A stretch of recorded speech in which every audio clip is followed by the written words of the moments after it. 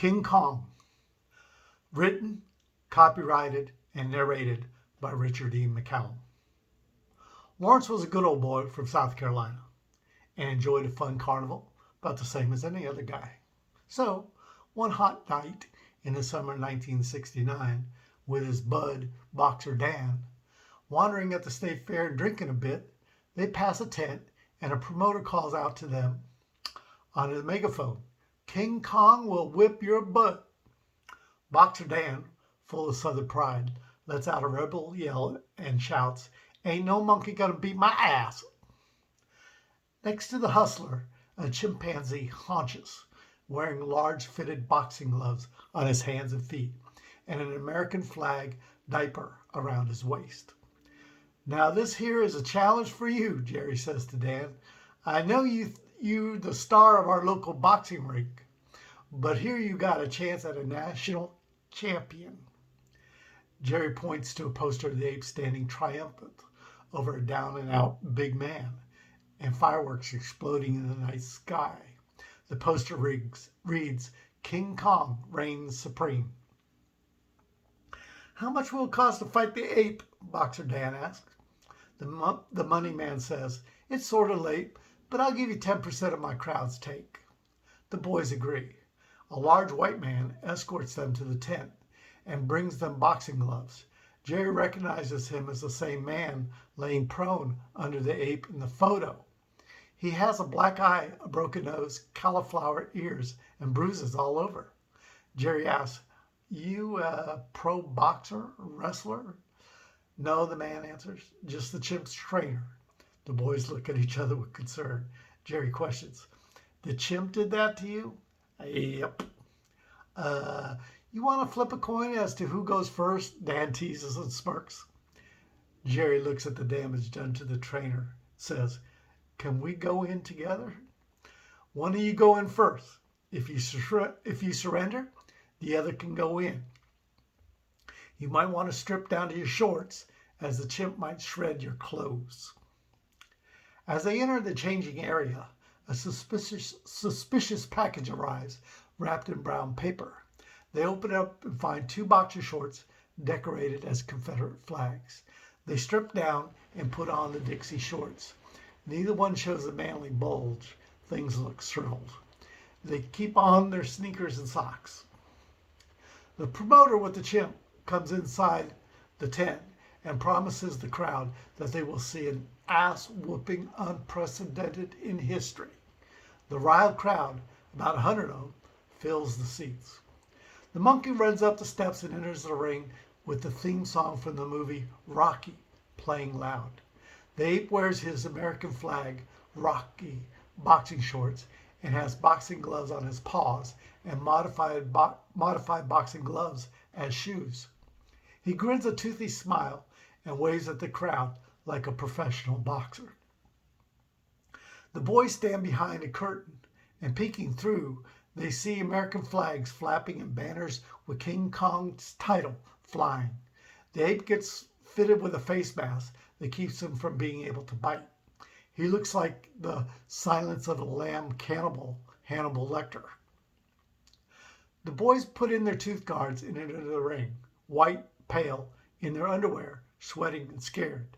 The crowd, drunk men, fat women, and children eat popcorn and cotton candy, boo as the boys enter the ring and take their corner.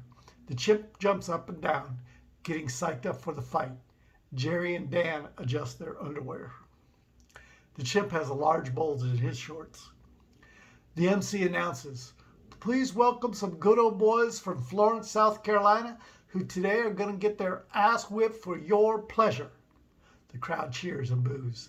"I proudly introduce the one and only reigning chimpanzee champion boxer, King Kong." They all cheer.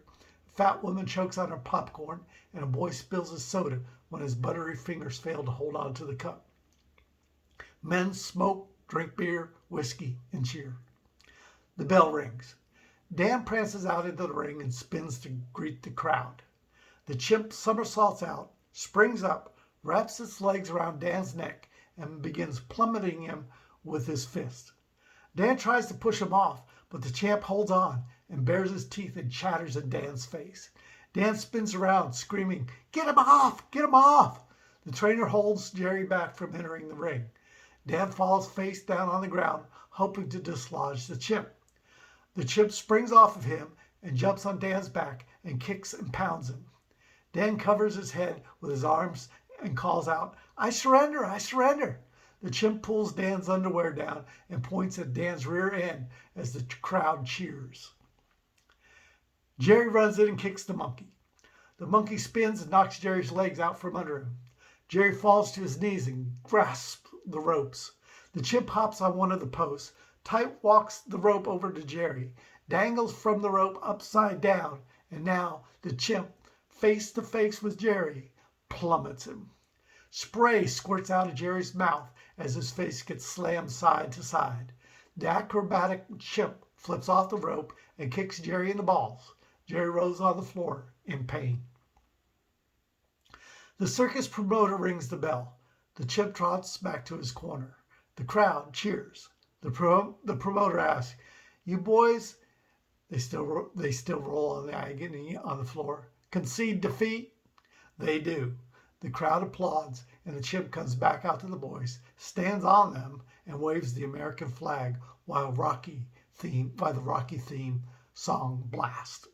The audience loves the chimp, and cameras flash. Jerry and his friend limp off stage. Upon exiting the tent, they encounter a gang of southern rednecks. One of them notices their plight and asks, "Who whooped your asses?" Boxer Dan says, "Monkey beat us up."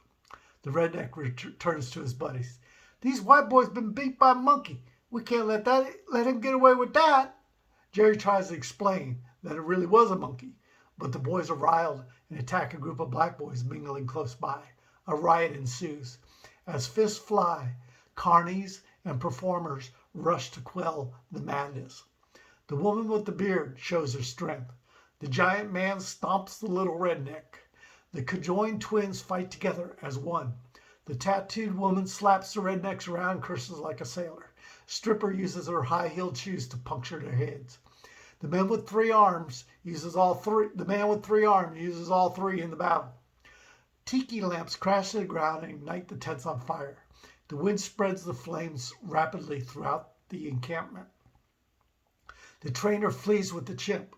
The trainer and the chimp fight their way through the melee, but the trainer lets the chimp go when he gets overwhelmed. The chimp flees into the swamp. Years later, people still recount seeing that monkey swinging from tree to tree at sunset, hooting, hollering, and waving the American flag. The end. Richard McCown.